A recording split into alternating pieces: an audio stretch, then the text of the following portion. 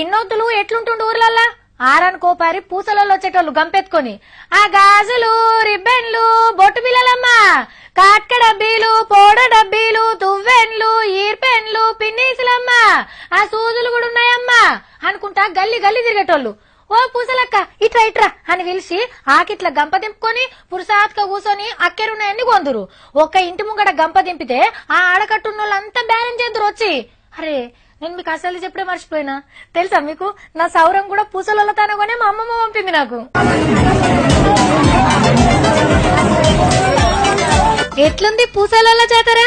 మనిషికో గంప, గంపల తీరొక్క గాజులు. పూసల తల్లి ఆత్మగౌరవ సభకస్తున్నోళ్ళు వీళ్ళంతా భూపాలపల్లిలో పెట్టిన సభకు గాజుల గంపలతో నచ్చి స్టేజి ముంగడ పెట్టిరు. అరే స్పీకర్ సార్ కూడా వచ్చిండు. వరేవ్వా ముద్దుగా సుట్టబట్ట చుట్టుకుంటే గాజుల గంపెత్తుతుండు.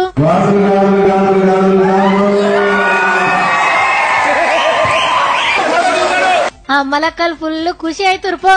సార్కి ఇంకా బుద్ధి తీరనట్టుంది. మంచిగా గాజుల గంపెత్తుకొని సభలో తిరుగుతుండ్రు. అరే ఎమ్మెల్యే మదన్న కూడా ఎత్తిండు కదా.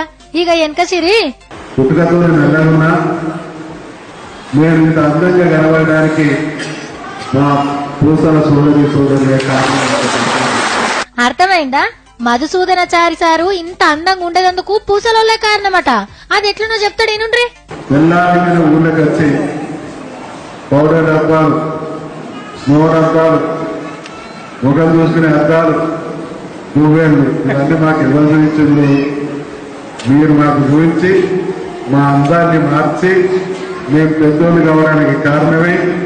కరెక్ట్ చెప్పినావు సారు. ఇప్పుడంటే మేకప్ కిట్లు, బ్యూటీ పార్లర్లు, ఫేర్ అండ్ లవ్లీలు, ఫేస్ క్రీమ్లు అబ్బో మస్తుగా వచ్చినాయి రుద్దుకునేందుకు. కానీ అప్పట్లా మన పూసలోళ్ళు గంపలు తెచ్చే పౌడర్ డబ్బీలే దిక్కు. వీళ్ళ కష్టం గురించి గొప్పతనం గురించి సార్కి మొత్తం తెలుసు కాబట్టి ఆత్మ గౌరవంగా బతికేటట్టు ఏదో ఒకటి చేస్తుండొచ్చిగా.